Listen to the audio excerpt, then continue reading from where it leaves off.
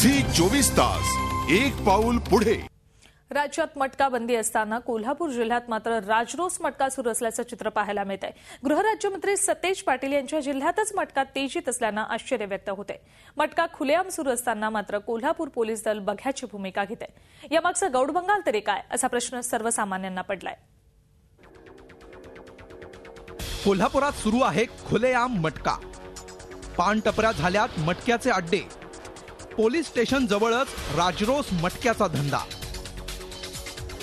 मटक्याचे आकडे लावलेल्या या पहा चिठ्ठ्या।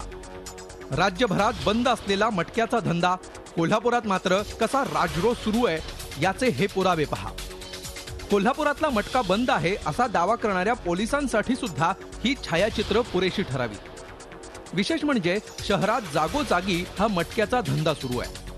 झी 24 तासनं केलेल्या स्टिंग ऑपरेशनमध्ये पोलिसांचं पितळ उघडं पडलंय।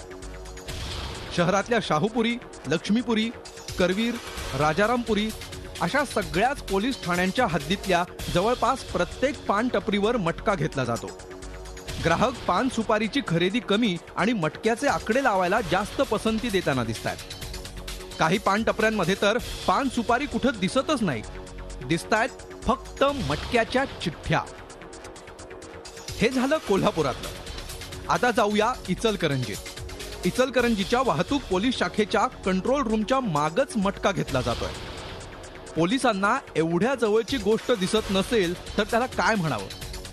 पान टपऱ्यांवरील मटक्याची दुकानं जशी सुरू आहेत तसेच अड्डेही बिनबोभाट सुरू आहेत। एखाद्या आडत दुकानदाराच्या दुकानालाही लाजवेल असं वातावरण या मटक्याच्या अड्ड्यात आहे। यातल्या काही मटका दुकानदारांना झी 24 तासनं बोलतं केलं। त्यावेळी त्यांनी 8 दिवसांपासून मटका सुरू असल्याचं सांगितलं। सगळीकडे सुरू आहे, सगळीकडे सुरू आहे।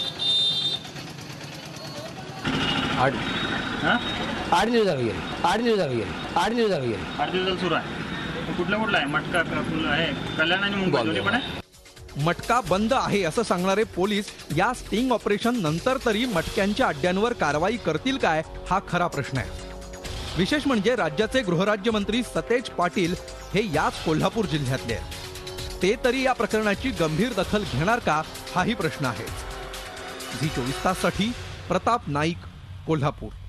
झी 24 तास एक पाऊल पुढे।